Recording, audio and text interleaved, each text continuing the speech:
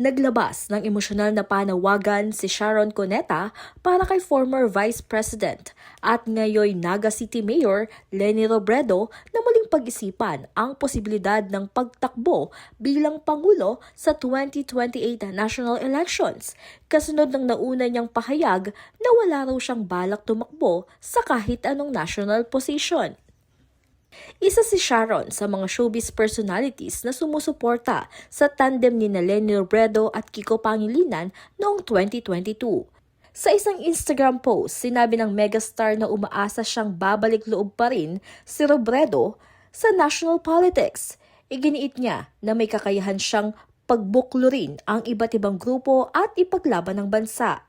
Ipinahayag din ni Cuneta ang kanyang patuloy na tiwala sa integridad at liderato ni Robredo at sinabing marami pa rin ang umaasa at patuloy na sumusuporta sa kanya.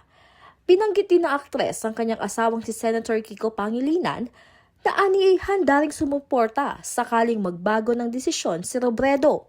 Dagdag pa niya, plano din daw ng kanilang anak na si Miguel Pangilinan na bumisita sa Naga City upang hikayatin ng opisyal na muling isaalang-alang ang paglahok sa halalan.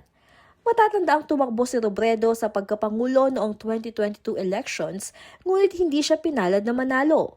Ikinadismaya ng ilang taga-suporta ang posibilidad na hindi na siya muling sumabak sa national elections. Sa kabila nito, patuloy ang panawagan ng kanyang supporters, kabilang ang ilang kilalang personalidad, na sana'y magbago pa ang isip niya at muling humabol sa mas mataas na posisyon sa hinaharap.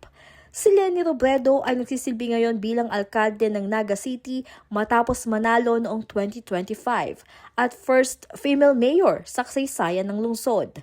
Nakatuon siya sa mga programa at proyekto ng lokal na pamahalaan, gayon din sa mga serbisyong pangkomunidad sa kanyang nasasakupan. Danica Gino, CLTV 36 News.